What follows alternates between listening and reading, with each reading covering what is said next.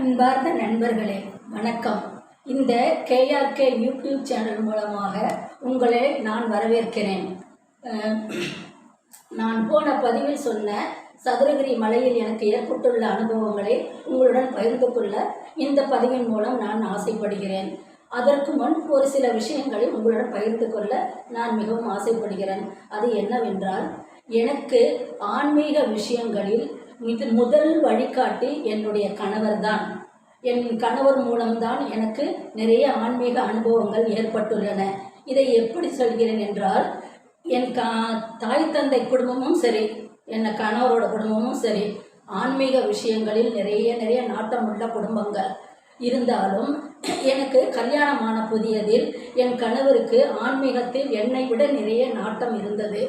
அவர் சாதாரண ஒரு நார்மீக ஒரு குடும்ப வாழ்க்கை, ஃபினான்ஷியல் ப்ராப்ளத்தில் நிறைய பண விஷயங்களில் நிறைய கஷ்டப்பட்டுள்ளார். அப்படிப்பட்ட ஒரு சூழலில் அவருக்கு சில கஷ்டங்கள் ஏற்பட்ட பொழுது அவர் நிறைய கோயில்களுக்கு போய், அதாவது சித்தர் ஆசிரமங்களுக்கு போவார், அப்புறம் கோவிலுக்கெல்லாம் போவார். அப்புறம் இந்த மாதிரி அந்த மாதிரி விஷயங்கள்லாம் அவருக்கு ஏற்பட்டுள்ள பல இன்னல்களை அந்த தெய்வீக நாட்டத்தின் மூலம் அவருடைய கஷ்டங்களெல்லாம் போக்கிப்பார். அப்போ நான் கல்யாணம் ஆன புதுசில் நான் என்ன பண்ணுவேன், என்னடா இவர் இப்படி இருக்காரு, தனக்குன்னு வாழாமல் எனக்கும் வாழாமல் பண விஷயத்தில் நாட்டங்கிறது கொஞ்சம் கூட அவருக்கு கிடையாது. வீடு வாங்கணும், பணம் சேர்க்கணும், அப்படி இருக்கணும் இப்படி இருக்கணும்னா எந்த ஒரு மாதிரி நாட்டம்னா அவருக்கு கிடையாது.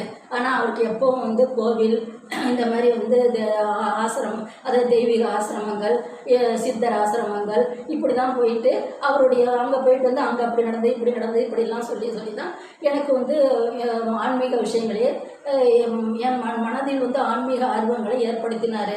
ஆனால் எனக்கு கல்யாணம் ஆன புதுசில் எனக்கு எப்படி இருக்கும், என்னடா இப்படிலாம் இருக்காரு இவர், எப்போ பார்த்து ஆன்மீகத்தை பற்றி வேண்டிய பேசிக்கிட்டு இருக்காரு, ஒரு வீடு கட்டணும், இது சொத்து வாங்கணும், அது வாங்கணுங்கிற எந்த ஒரு ஆர்வமும் இல்லாமல் இருக்காரு.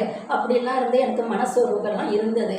ஆனால் நாளாக என்ன ஆச்சுன்னு எனக்கு அவர் சொல்ல அதாவது ஒரு குழந்தைக்கு ஒரு தாயானவள், பிறந்த ஒரு குழந்தைக்கு தாயானவள் தன் தாய்ப்பாலை கொடுத்து அந்த குழந்தைக்கு உயிரோட்டத்திற்கும் வளர்ச்சிக்கும் எப்படி ஒரு காரணமாக இருந்தாலோ இருப்பாலோ அது மாதிரி எனக்கு ஆன்மீக விஷயங்களில் நிறைய ஆர்வங்களை அவர் ஏற்படுத்தினார். ஆரம்ப காலத்தில் அதெல்லாம் எனக்கு கொஞ்சம் மன கஷ்டமாக தான் இருந்தது.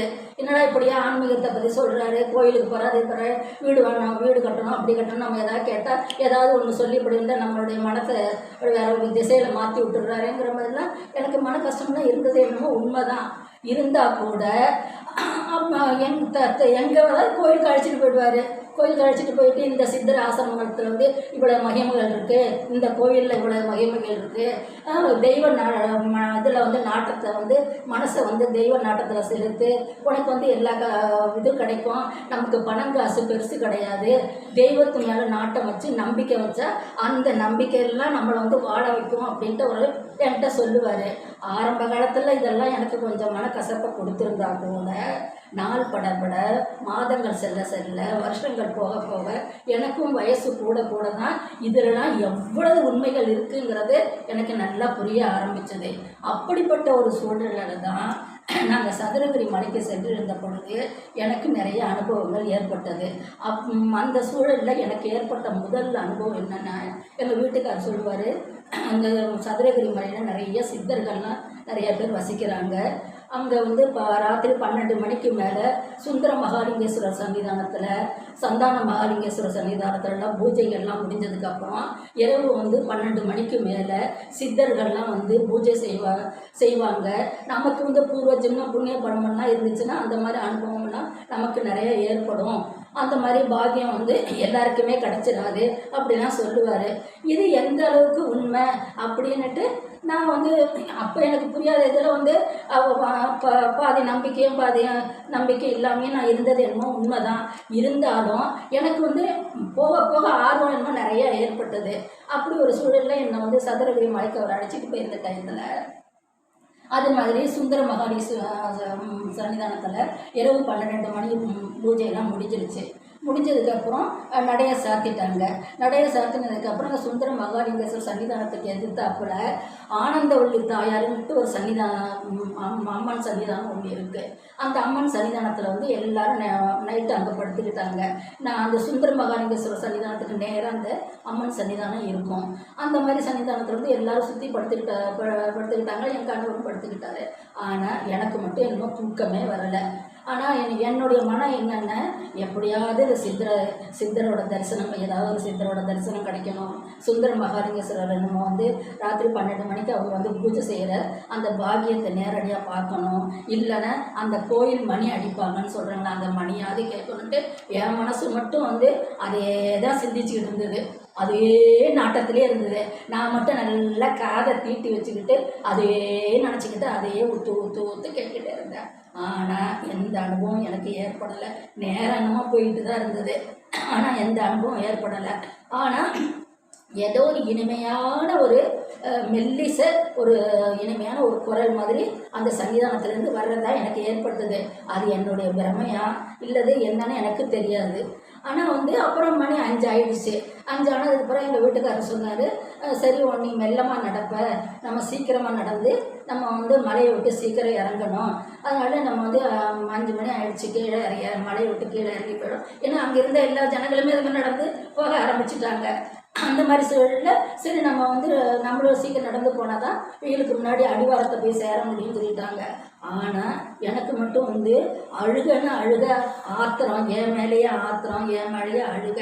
நம்ம ஒரு பாவப்பட்ட ஒரு ஜென்மமா, நமக்கு வந்து இந்த மாதிரி எந்த ஒரு அனுபவம் ஏற்படலையே, அப்போ நமக்கு உண்மையான பக்தி இல்லையா?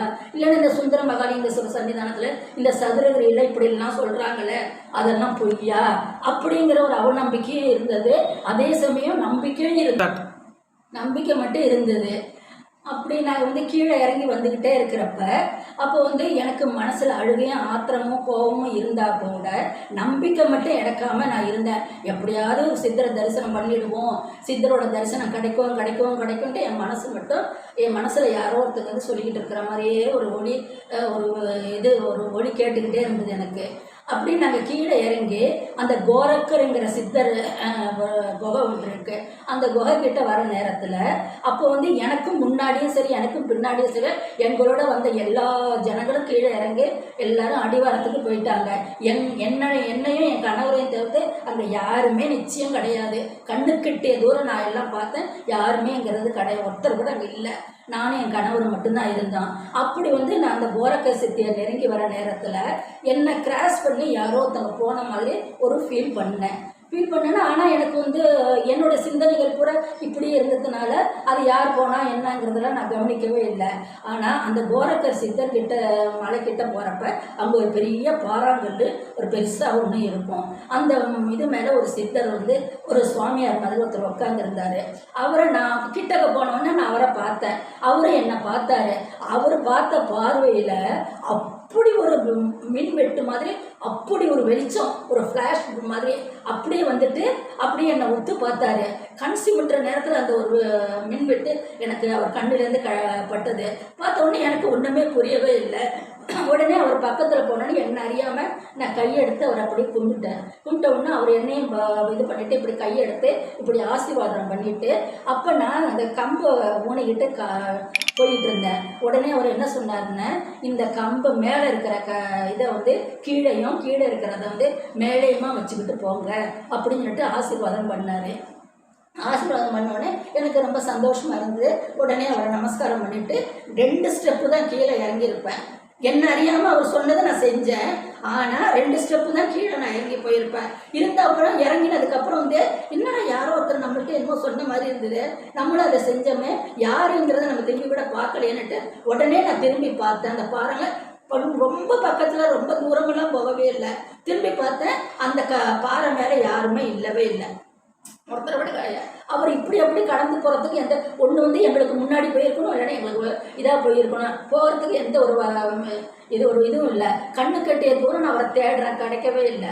அப்புறம் எங்கள் கணவர் வந்து கேட்டார், என்னன்னு கேட்டார். அப்போ தான் எனக்கு முன்னாடி என் கணவர் போயிட்டு இருக்கிறதுனால என்னன்னு கேட்டார். இந்த மாதிரிங்க நான் ஒரு நிகழ்ச்சி ஏற்பட்டது அப்படின்னு சொன்ன உடனே அவர் எனக்கு சொன்னார், நீ எப்பயும் வந்து அவரையே பற்றி சித்தரை பற்றியே நினச்சிக்கிட்டு இருந்தியா இல்லையா, வந்து நான் உனக்கு ஏதோ ஒரு போன ஜென்ம புண்ணிய பலன் இருந்திருக்கு, அதனால் வந்து ஒரு சித்தர் தான் வந்து உனக்கு தரிசனம் கொடுத்துருக்காரு, இதை நினச்சி நீ சந்தோஷப்படு அப்படின்னு சொன்னோன்னே எனக்கு ரொம்ப மகிழ்ச்சி ஏற்பட்டது.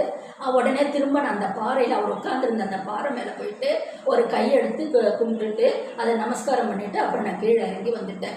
இது எனக்கு சதுரகிரியில் ஏற்பட்ட முதல் அனுபவம். இந்த அனுபவத்தை நான் பற்றி சொல்லியிருக்கேன். உங்களுக்கு பிடிச்சிருந்தா லைக் பண்ணுங்கள், ஷேர் பண்ணுங்கள், கமெண்ட் பண்ணுங்கள். இந்த மாதிரி உங்களுக்கு வந்து ஆன்மீக சம்மந்தப்பட்ட தகவல் ஏதாவது இருந்ததில் என்னுடைய கமெண்ட் பாக்ஸில் அதை ஷேர் பண்ணிக்கோங்க. நன்றி, வணக்கம்.